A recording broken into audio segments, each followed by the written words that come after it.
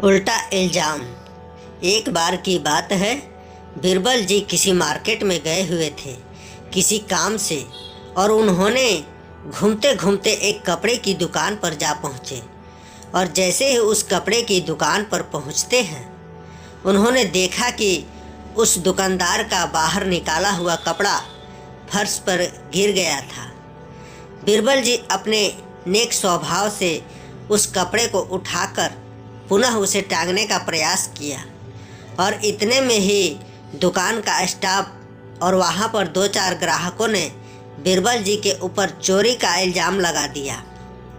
इस कहानी को आगे जानने से पहले हम आपसे रिक्वेस्ट करना चाहते हैं कि यदि आप हमारे चैनल पर पहली बार आए हैं तो कृपया हमारे चैनल को सब्सक्राइब अवश्य कर लें, और कमेंट बॉक्स में हर हर महादेव, ओम नमः शिवाय ज़रूर लिखें।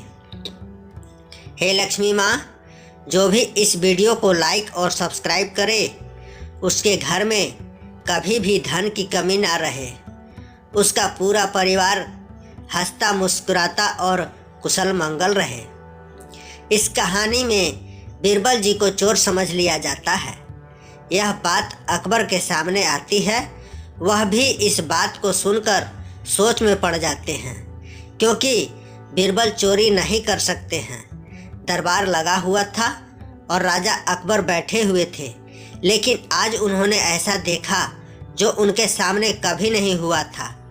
कुछ सैनिक बीरबल को गिरफ्तार करके ला रहे थे। जब अकबर ने देखा तो उन्हें यकीन नहीं हो रहा था कि बीरबल को कुछ सैनिक लेकर आ रहे हैं, जबकि उन्हें ऐसा नहीं करना चाहिए।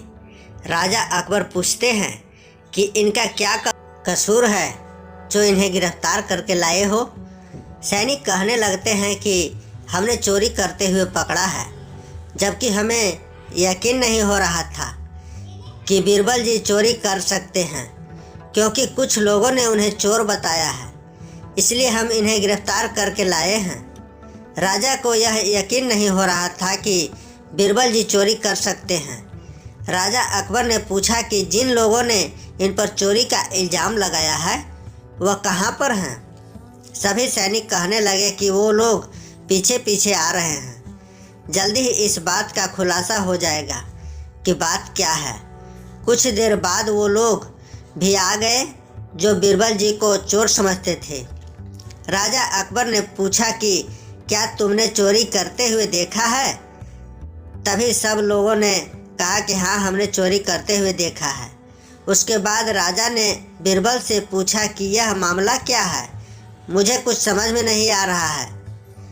आपको चोरी करने की क्या आवश्यकता थी।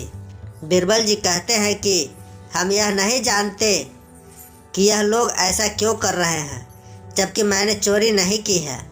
बीरबल जी एक कपड़े की दुकान पर खड़े हुए थे, तभी वहीं पर एक कपड़ा नीचे गिर गया था, जिसको बीरबल जी उठा रहे थे। तभी लोगों ने समझा कि वह कपड़े की चोरी कर रहे हैं। अब राजा को बात समझ में आ गई थी कि बीरबल चोरी नहीं कर सकते हैं, इसलिए उन्होंने कहा कि वह तो कपड़ा वापस कर रहे थे।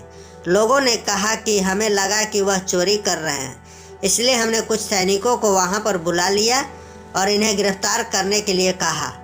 जब राजा अकबर ने कहा कि बीरबल को छोड़ दिया जाए, तब सैनिकों ने बीरबल को छोड़ दिया और इस प्रकार सभी लोग वापस चले गए। अब उन्हें पता चल चुका था कि बीरबल जी चोरी नहीं कर रहे थे। इस प्रकार अकबर की वजह से आज बीरबल जी को मुसीबत से बचा लिए गए थे।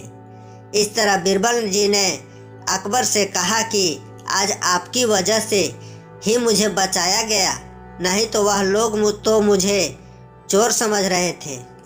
तभी अकबर ने कहा कि आपने काम ही ऐसा किया था जिसकी वजह से उन्हें लग रहा था कि आपने चोरी की है, जबकि उन्हें ऐसा नहीं सोचना चाहिए था। बीरबल ने राजा से कहा कि आपकी मदद से आज ऐसा हुआ था। मुझे यकीन नहीं हो रहा है कि लोग कुछ भी समझ सकते हैं। अकबर कहते हैं कि अब आपको चिंता करने की ज़रूरत नहीं है। अब सभी लोग वापस चले गए हैं। उसके बाद बीरबल भी वापस चले गए थे।